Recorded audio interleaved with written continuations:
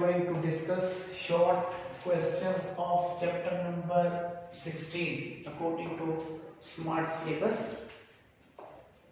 पहले हम short question number 16.1 को डिस्कस करेंगे. स्टेटमेंट को अंडरस्टैंड करें, आंसर बहुत आसान है इसके. सिर्फ स्टेटमेंट आपको अगर समझ आ जाए तो फिर आंसर्स को अंडरस्टैंड करना मुश्किल नहीं है. देखिए पहली स्टेटमेंट को जरा गौर से देखिए. कहता है साइनोसाइडल करंट, एक साइनोसाइडल साइन वेव वाला करंट है, ऑल्टरनेटिंग करंट है, has RMS value of current is 10 ampere और उसकी आरएमएस वैल्यू कितनी है? 10 एंपियर है. व्हाट इज मैक्सिमम और पीक वैल्यू? कहता है मैक्सिमम और पीक वैल्यू क्या होगी? आरएमएस वैल्यू गिवन है, मैक्सिमम और पीक वैल्यू, मैक्सिमम या फिर पीक वैल्यू हमने कैलकुलेट करनी है. तो इस शॉर्ट क्वेश्चन को देखें, ये न्यूमेरिकल टाइप शॉर्ट क्वेश्चन है और बहुत आसान है. देखिए हमें जानते हैं कि root mean square value of the current किसके इक्वल होती है? I naught divided by √2. देखिए पीक वैल्यू तो उसे हमने मालूम करनी है. रूट मीन स्केयर वैल्यू दी हुई है, कितनी दी हुई है? 10 एंपियर. तो देखिए मैं यहाँ पर आरएमएस की जगह क्या पुट कर देता हूँ, ठीक है जी. इसको देखिए आरएमएस की जगह पुट कर देता हूँ मैं 10 एंपियर. ये 2 अंडर रूट पे इधर मल्टीप्लाई किया, 2 अंडर रूट इनटू आरएमएस आ गया इक्वल्स टू आई नॉट आ गया. आरएमएस की वैल्यू कितनी है? 10 ampere. I naught is equal to 2 under root, RMS की वैल्यू 10 एंपियर, 2 अंडर रूट को 10 से मल्टीप्लाई करें 14.14 एंपियर, तो पीक वैल्यू आ गई 14.14 एंपियर. तो ये इस क्वेश्चन का आंसर है. इस क्वेश्चन में, पहले क्वेश्चन में एक दफा स्टेटमेंट को रीड करें तो देखें क्या कह रहा है. कहता है साइनोसाइडल करंट, एक साइनोसाइडल करंट है जिसकी आरएमएस वैल्यू 10 एंपियर है, उसकी पीक वैल्यू बता दें. हमने फार्मूला यूज किया है. आरएमएस और पीक वैल्यू के दरमियान रिलेशन क्या है? RMS is equal to I under root by 2. तो 2 अंडर रूट को इधर मल्टीप्लाई कर दिया है, देखिए ये आ गया आई नॉट. यहां पर अब 2 अंडर रूट वैसे लिख दिया, आई आरएमएस की वैल्यू 10 एंपियर मल्टीप्लाई करके विल गिव द आंसर. ये short question number 16.1. Now moving toward the question number 16.2.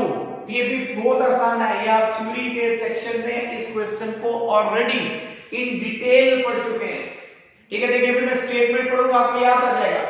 देखिए क्या है, नेम द डिवाइस. कहते हैं ऐसी डिवाइस का नाम लिखें that will permit flow of direct current but opposed to flow of alternating current.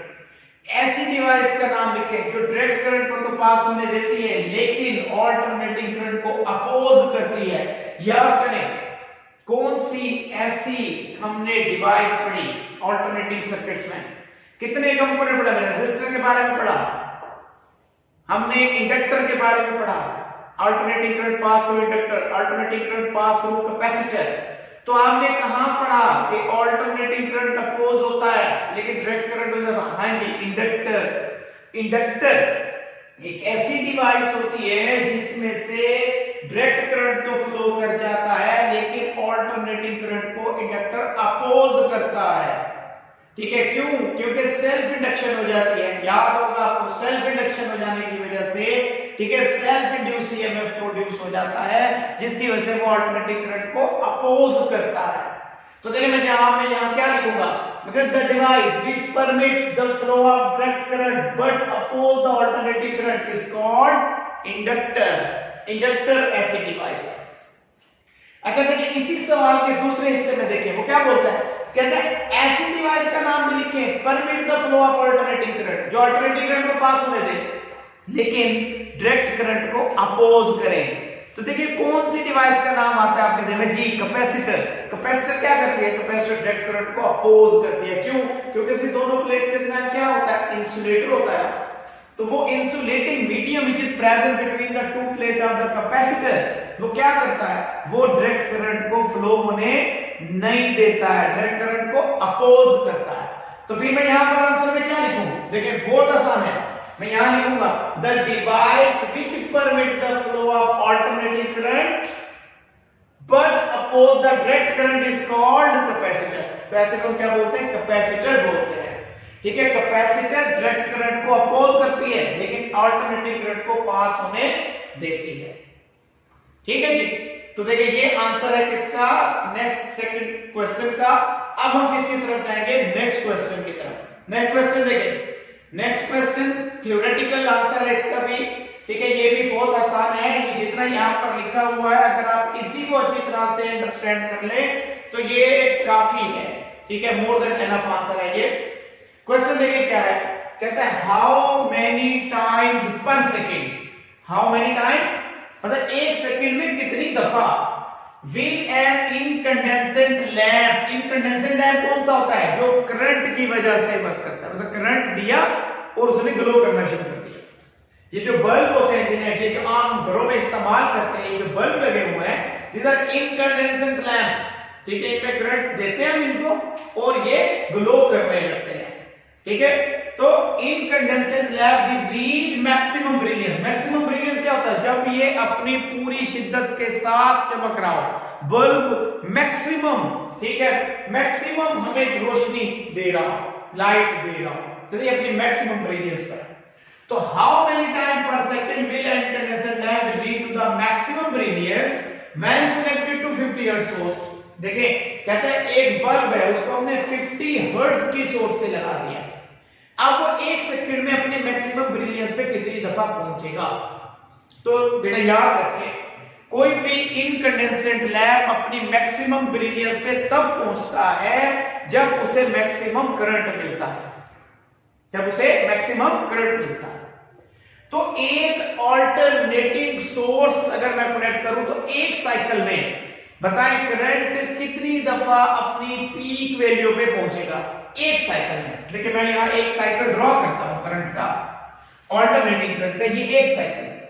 तो एक साइकिल में देखो एक दफा ये यहां अपनी मैक्सिमम पीक पे पहुंचा, एक दफा यहां अपनी मैक्सिमम पीक पे पहुंचा, तो मतलब एक साइकिल में 2 दफा करंट अपनी मैक्सिमम पीक पे पहुंचता है। तो इसका मतलब क्या हुआ, इसका मतलब ये हुआ कि जो करंट अपनी मैक्सिमम पीक पे पहुंचेगा बल्ब अपनी मैक्सिमम ब्रिलियंस पे पहुंचेगा। तो एक साइकिल में कितनी दफा मैक्सिमम ब्रिलियंस मिलेगी, 2 दफा। तो एक साइकिल में 2 टाइम्स मैक्सिमम ब्रिलियंस मिलेगी। तो देखें एक बात हमने अंडरस्टैंड कर ली, वो क्या बात अंडरस्टैंड कर ली कि जब हम किसी बल्ब को इनकंडेंसेंट लैंप को ऑल्टरनेटिंग सोर्स से जोड़ेंगे तो एक साइकिल में कितनी दफा मैक्सिमम ब्रिलियंस पे पहुंचेगा, 2 दफा। अब देखें सोर्स की फ्रीक्वेंसी कितनी थी, 50 हर्ट्ज थी, तो इसका मतलब एक सेकंड में कितनी वेव्स पास होगी, 50, और कितनी दफा पीक वैल्यू मिलेगी, 100 टाइम्स, क्योंकि एक साइकिल में 2 दफा पीक वैल्यू। तो 50 हर्ट्ज का मतलब 50 साइकिल्स इन अ सेकंड, तो 50 साइकिल्स में कितनी पीक वैल्यू, 100 टाइम्स। तो बल्ब कितनी दफा मैक्सिमम ब्रिलियंस पे पहुंचेगा, 100 टाइम्स पहुंचेगा। तो देखिए इसको हम कैसे लिखेंगे, देखिए an incandescent lamp will reach to maximum brilliance when current reaches to its maximum value। incandescent lamp maximum brilliance पर तब पहुंचता है जब करंट की वैल्यू क्या होती है, maximum. in AC source current reaches to its maximum value twice in a second। तो कहते हैं AC सोर्स में वो मैक्सिमम वैल्यू कितनी दफा देता है इस सेकंड, twice, 2 दफा। Hence lamp is connected to 50 hertz source, क्योंकि लैंप 50 hertz सोर्स से कनेक्टेड है, will reach to maximum brilliance 100 times in 1 second। तो लैंप 100 टाइम्स अपनी मैक्सिमम ब्रिलियंस पे पहुंचेगा इस केस में, ठीक है। उम्मीद है आपने अंडरस्टैंड कर लिया होगा ये सवाल 16.3। आज हमारा आखिरी सवाल 16.5, ये मैथमेटिकल है, ठीक है, वो बहुत आसान सा सवाल है, ठीक है, इसमें मैथमेटिकल कैलकुलेशंस है। कहता है how does doubling the frequency affect the reactance of inductor और कैपेसिटर।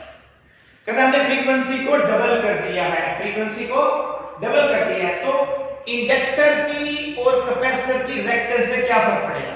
बहुत आसान है ये, देखो we know that the reactance of an inductor is given by, reactance ये होती है इंडक्टर की, XL is equal to 2 pi fl। अगर मैं फ्रीक्वेंसी डबल कर दूं f dash becomes equal to 2f। now XL dash is equal to 2 pi f dash है, क्योंकि जब फ्रीक्वेंसी f थी ये XL, जब फ्रीक्वेंसी f dash तो ये XL dash हो गया। Put the value of f dash की वैल्यू पुट की 2f, इस 2 को मैंने यहां बाहर लिख लिया, क्या बच गया 2 pi fl। 2 पाई fl किसके बराबर xl, तो xl dash becomes equal to 2 times of xl। तो देखिए मुझे इस कैलकुलेशन से क्या पता चला कि जब मैं फ्रीक्वेंसी डबल करूंगा तो इंडक्टिव रिएक्टेंस क्या हो जाएगी, डबल हो जाएगी। By doubling the frequency inductive reactance becomes double, inductive reactance क्या हो गई, डबल हो गई। अच्छा अब देखते हैं कैपेसिटिव रिएक्टेंस को।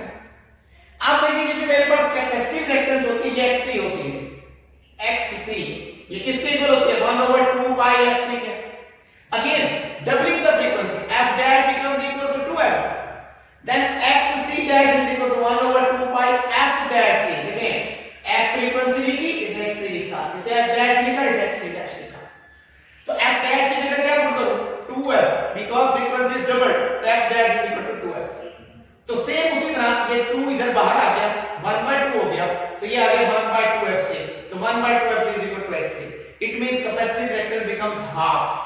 हम क्या लिखेंगे कि doubling the frequency capacitive reactance जो होती है वो हाफ हो जाती है, जबकि इंडक्टिव रिएक्टेंस जो होती है वो डबल हो जाती है। ठीक है जी, तो बाय डबलिंग द फ्रीक्वेंसी, ठीक है, it effects the inductive reactance becomes double but the capacitive reactance becomes half. ठीक है, उम्मीद है आपको ये क्वेश्चंस समझ आ गए होंगे।